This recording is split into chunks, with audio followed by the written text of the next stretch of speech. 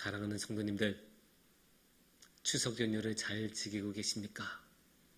추석 연휴인데도 이렇게 함께 와주셔서 너무 감사합니다.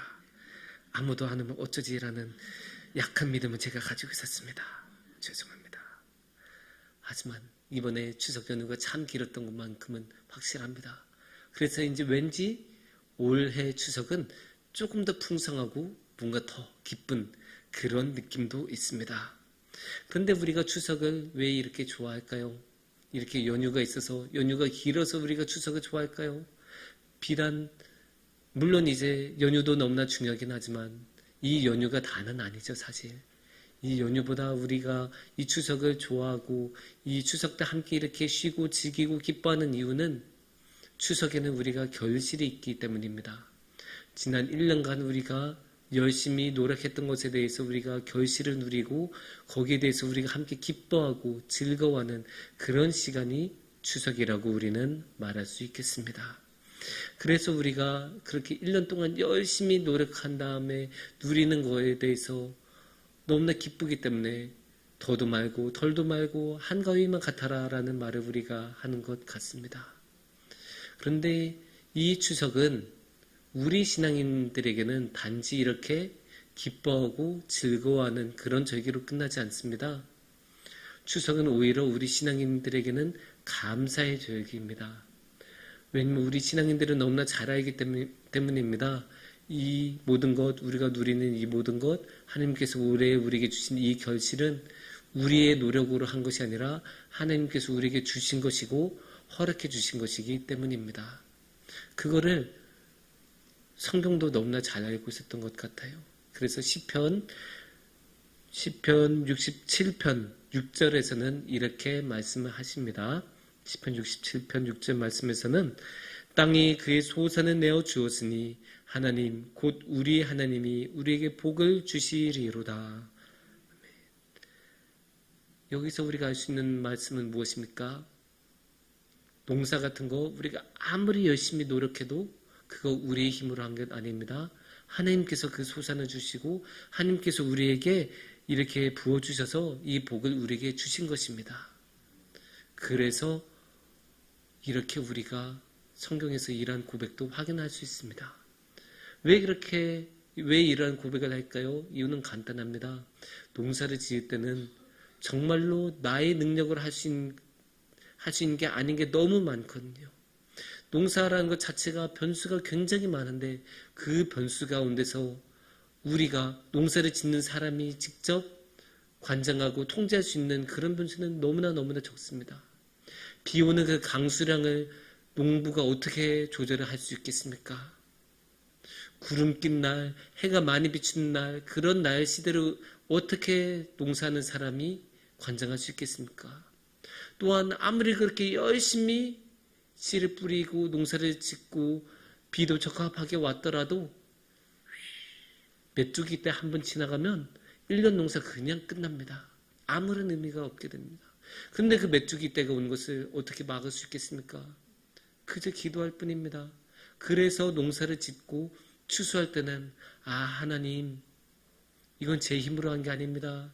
하나님께서 우리를 도와주셔서 하나님께서 그 능하신 손으로 이 밭을 지켜주시고 보호해 주셔서 지금 이 추수를 합니다. 이런 고백으로 이 6절 말씀과 같은 고백을 드리는 거예요.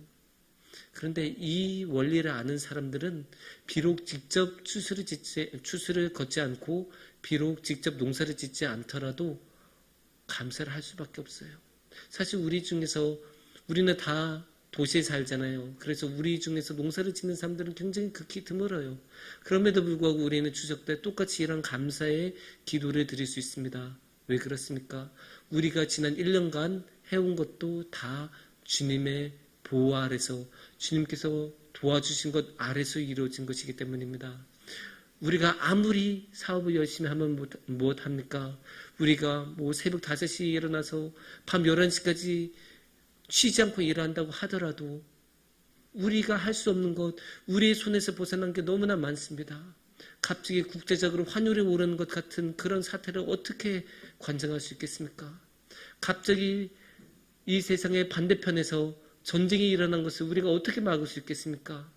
그런 어마어마한 큰 것들이 일어나면 우리 개인의 노력으로는 아무리 발버둥 쳐봤자 어떻게 할 수가 없습니다. 그런 많은 것들, 많은 변수들이 있기 때문에 올 한 해 무사히 이렇게 마무리 지으면서 우리가 결실을 맺게 되면 하나님 감사합니다. 올해도 이렇게 풍성히 주셔서 너무 감사합니다. 우리에게 건강을 주시고 우리에게 이런 풍성함을 누리게 해주셔서 감사합니다. 이런 감사의 기도를 드릴 수밖에 없습니다. 하지만 여기서 우리는 다른 한 가지 질문을 드릴 수 있습니다. 우리가 이렇게 풍성히 누리잖아요. 그래서 이 풍성함에 대해서 우리가 감사를 드리지 않습니까? 하지만 그 풍성함을 하나님께서는 왜 주실까요? 우리가 풍성하게 누리니까 너무나 좋은데 이 풍성함을 하나님께서는 우리에게 왜 주실까요? 사실 하나님께서는 이 풍성함을 우리에게 안 주셔도 상관이 없습니다. 하나님께서 우리에게 빚진 게 있습니까? 없잖아요. 하나님 우리에게 빚진 게 아무것도 없으십니다. 그래서 우리가 누리고 있는 이 모든 것 하나도 안 주셔도 우리 쪽에서는 항의할 수 있는 게 없습니다.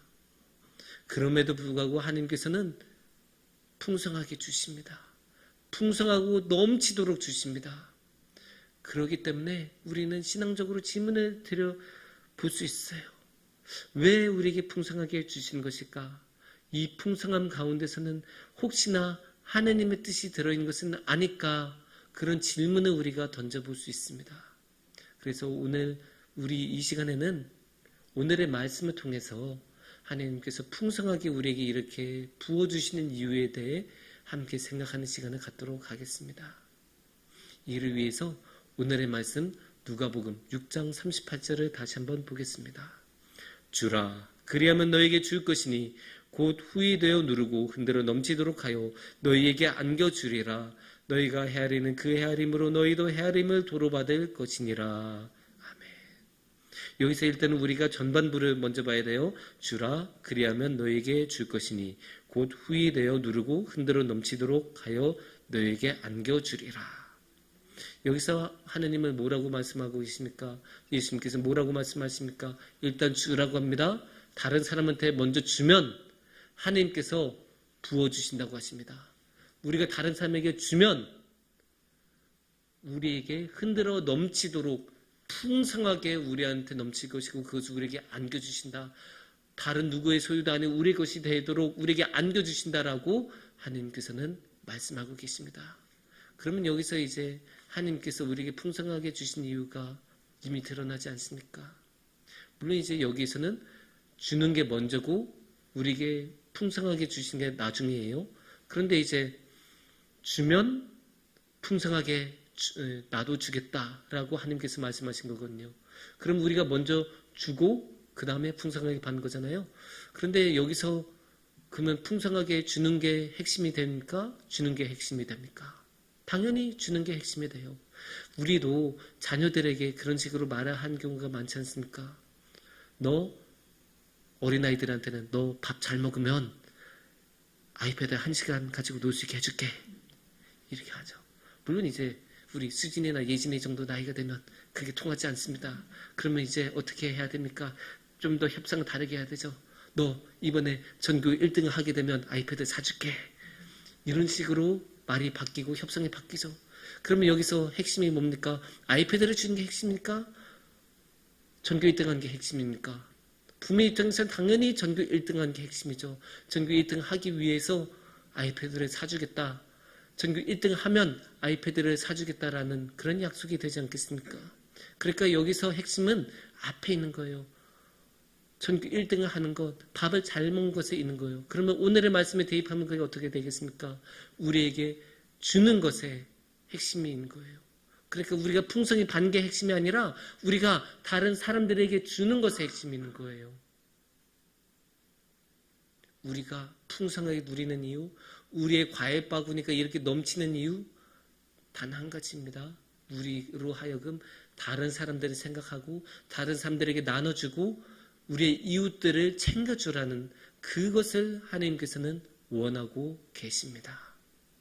여기에 이 말씀에는 이렇게 다른 사람들에게 풍성하게 챙겨주고 그렇게 주라는 말씀에는 하나님의 의도가 담겨 있어요. 여기에말로 하나님의 의도가 잘 담겨 있는데 그게 무엇일까요? 사실 솔직히 말하면 이렇게 주는 게 쉽지 않아요. 자신이 가지고 있는 게 있으면 당연히 우리가 누리고 싶죠. 맛있는 거 있으면 먹고 싶고, 좋은 거 있으면 자기가 가지고 놀고 싶고, 좋은 옷이 있으면 내가 입고 싶지, 남에게 주고 싶지 않잖아요. 그럼에도 불구하고 하나님은 그렇게 하라고 하세요. 그게 왜 그럴까요? 누가복음 6장 38절의 후반부를 다시 한번 보겠습니다. 너희가 헤아리는 그 헤아림으로 너희도 헤아림을 도로 받을 것이라. 여기서 중요한 게 무엇일까요? 너희가 헤아리는 그 헤아림으로. 우리가 다른 사람을 헤아리는 것을 원하시는 거예요, 지금. 그러니까 그 말은 결국 무엇입니까?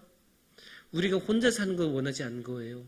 그냥 우리가 우리만 알고 우리 자신만 보고 그냥 내 통장에 돈 쌓는 것만 생각하고 내 과일 바구니에 과일 챙기는 것만 생각하고 내가 먹는 것만 생각하고 내가 입는 것만 생각하고 내 집 넓히는 것만 생각하고 이런 것이 아니라 이웃에게 우리 소외받은 이웃들, 풍성하지 못한 이웃들, 그런 사람들을 풍성히 채워주시는 것, 그런 것들을 원하시는 거예요. 다른 이웃들을 헤아리는 것. 너만 보지 마. 다른 사람들도 있잖아. 네 주변에 너 바로 옆에 굶고 있는 사람이 있고 있지 않니? 우리는 만약에 스테이크 먹는 사람이 있으면 그 스테이크 안 먹고 그냥 조금 더 줄여서 떡갈비만 먹어도 충분히 살아요. 그러면 그 차익으로 다른 친구들, 다른 이웃들 도와줘도 충분히 잘 살고 풍족하게 누릴 수 있어요. 그래서 혼자만 누리지 말고 다른 사람들 지키고 도와주고 함께하라. 다른 사람들 헤아려라. 공동체를 생각해라. 그 말씀하고 계신 거예요. 결코 혼자서 살지 말아라. 너는 공동체에서 살아야 되고 하나님께서는 공동체로 우리에게 임하시고 공동체로 우리를 만나주시니까 너는 그 공동체를 생각하면서 그 공동체를 헤아리면서 너의 이웃들을 헤아리고 지켜주고 도와주라. 그 말씀을 하나님께서 하고 계십니다. 그리고 여기에는 또 한 가지 아주 중요한 영적인 원리가 담겨 있어요. 다시 한번 38절의 후반부를 보겠습니다. 너희가 헤아리는 그 헤아림으로 너희도 헤아림을 도로 받을 것이니라. 여기서 너희도 헤아림을 도로 받을 것이니라의 주체는 누구일까요? 하나님일 거예요, 아마. 우리가 처음에는 너희가 헤아리는 그 헤아림의 주체는 누구죠? 우리죠. 그러니까 우리가 누군가를 헤아리면 그 헤아리는 모습 그대로 하나님께서도 우리를 헤아려 주신다는 거예요. 여기서 아주 명확한 영적인 원리는 무엇입니까? 우리가 하는 대로 하나님도 우리에게 해주신다라는 거예요. 우리가 다른 사람들에게 10만 원만큼 도와주면 하나님도 우리에게 10만 원만큼 도와주고 우리가 다른 사람을 100만 원만큼 도와주면 하나님께서도 우리를 100만 원만큼 헤아려 주신다. 그 말씀하고 계신 거예요. 네가 하는 대로 너도 그 헤아림을 받을 거야. 너가 많이 풍성하게 누리고 싶어? 그러면 너도 다른 사람들을 풍성하게 도와줘. 그럼 내가 너를 풍성하게 도와줄게. 그렇게 하라고 내가 너한테 이미 풍성하게 주지 않았니? 그러니까 이제는 넌 가서 풍성하게 나눠주기만 하면 돼. 그렇게 말씀하고 계신 거예요. 그래서 하나님께서는 우리가 관대하게 행동하면 하나님도 우리에게 관대하게 행동하시고 우리가 다른 사람들을 용납하면 하나님께서도 우리를 용납해 주세요. 그래서 우리가 다른 사람들에게 풍성하게 나눠주면 하나님께서도 우리에게 풍성하게 주십니다. 그 영적인 원리가 마태복음 7장 12절에도 아주 자세하게 나와요. 남에게 대접을 받고자 하는 대로 너희도 남을 대접하라.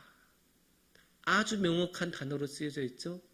우리가 크게 대접받고 싶으면 우리도 다른 사람들을 크게 대접해야 돼요. 우리가 다른 사람들을 우리가 융성하게 대접을 받고 싶으면 우리도 다른 사람을 융성하게 대접해야 돼요. 그러니까 우리가 풍성하게 누리고 싶으면 우리도 다른 사람들을 풍성하게 대접해야 합니다. 그 영적인 원리가 오늘의 말씀에도 담겨 있습니다. 그런데 우리 사랑하는 성도님들, 이렇게 하나님께서 우리에게 풍성하게 주신다고 하실 때 하나님께서는 우리에게 무엇을 주실까요? 그 풍성하게 주신 게 무엇일까요? 이렇게 풍성하게 준다고 하면 사실 우리는 물질적인 것부터 생각해요. 많이 주수한 것, 추석이니까 당연히 과일 많이 추수하고 곡식 많이 추수하고 이런 것부터 떠오르죠.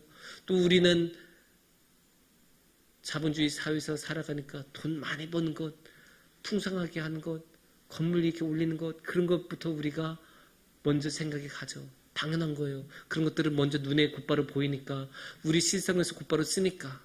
하지만 사실 하나님께서 풍성하게 주신 것은 그런 게 아니에요. 물론 그런 것도 하나님께서 우리에게 풍성하게 주시죠. 하지만 하나님께서 우리에게 정말로 풍성하게 주신 것, 가장 풍성하게 주신 것은 그런 게 아니에요. 그러면 하나님께서 우리에게 가장 풍성하게 주신 건 무엇일까요? 하나님의 사랑이에요. 하나님께서는 사랑을 우리에게 풍성하게 주셨어요. 사실 우리는 그렇게 사랑받을 그런 자격이 없는 사람들이잖아요. 그럼에도 불구하고 하나님께서는 우리에게 풍성하게 사랑을 주셨어요. 이 세상에서 살아가는 것만이 아니라 저 하늘나라에서도 살아갈 수 있을 정도로 하나님께서는 우리에게 놀라운 사랑을 주셨죠. 그 사랑을 우리에게 그렇게 풍성하게 받았다면 오늘의 말씀 따르면 우리는 어떻게 해야겠습니까? 그 풍성한 사랑을 우리도 다른 사람들에게 나눠줘야 됩니다. 우리의 이웃들에게 나눠주고 우리가 모르는 사람들에게 나눠줘서 그 하나님의 사랑의 풍성함을 우리가 함께 누려야 합니다. 그렇게 풍성함을 나누는 것, 물론 그게 항상 쉬운 건 아니에요. 하지만 그게 못할 정도로 어려운 불가능한 일도 아닙니다. 충분히 할 수 있는 일입니다. 실제로 우리 교회는 지금도 하고 있습니다. 인도네시아 발리 땅에서 지금도 구슬땀을 흘리면서 주님의 사랑을 전하고 있는 우리의 선교팀이 있지 않습니까? 우리의 선교팀은 그곳으로 간 게 쉬웠겠습니까? 많은 돈을 들여서 또 많은 시간을 들여서 이 황금 같은 추석 연휴에 그곳으로 인도네시아 발리 땅으로 향하는 게 쉬웠겠습니까? 당연히 어려운 일이죠. 하지만 주님으로부터 사랑을 풍성히 받았기 때문에 그 풍성한 사랑을 전하려고 그 풍성한 사랑을 함께 나누려고 인도네시아 발리 땅으로 향했습니다. 그렇게 선교팀이 갔으면 우리도 함께 도와야 되지 않겠습니까? 우리도 그 사랑을 나누는 일에 동참해야 되지 않겠습니까? 우리가 비록 현실적인 여건들 때문에 직접 그 인도네시아 발리 땅으로 가지는 못하더라도 우리가 지금 여기서 함께 기도하고 함께 도와주면서 그 사랑을 나누는데 동참할 수 있지는 않겠습니까? 우리도 충분히 할 수 있습니다. 우리가 비록 인도네시아 발리 땅에 직접 그 땅을 밟고 하나님의 사랑을 전하는 것은 아니더라도 지금 여기서도 함께 기도하며 찬양하며 주님을 기억하며 마음을 쓰면서 그 하나님의 사랑을 함께 전하기를 원합니다. 사랑하는 성도님들, 우리는 참 힘들고 바쁜 세상을 살아갑니다. 이렇게 힘들고 바쁘다 보면 정신이 없어지다 보면 눈앞에 보이는 것, 직관적인 것만 항상 생각하게 됩니다. 그래서 추석 연휴 좋다, 길게 쉴 수 있다, 추석에 풍성하다, 많은 것을 추수했다, 그냥 그렇게 기뻐하고 끝내기가 쉽습니다. 하지만 우리는 여기서 한 발 더 나가야 됩니다. 하나님께서 우리에게 그 풍성함을 주신 그 이유를 바라봐야 됩니다. 그 풍성함의 이면에 있는 것들을 봐야 됩니다. 하나님께서는 우리가 그 풍성함을 나눠주시기를 원하셨고 그 우리에게 부어주신 그 풍성한 사랑을 나누시기를 원합니다.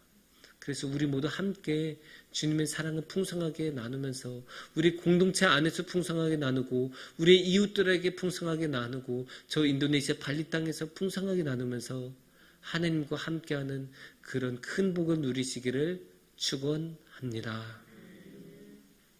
함께 기도드리겠습니다.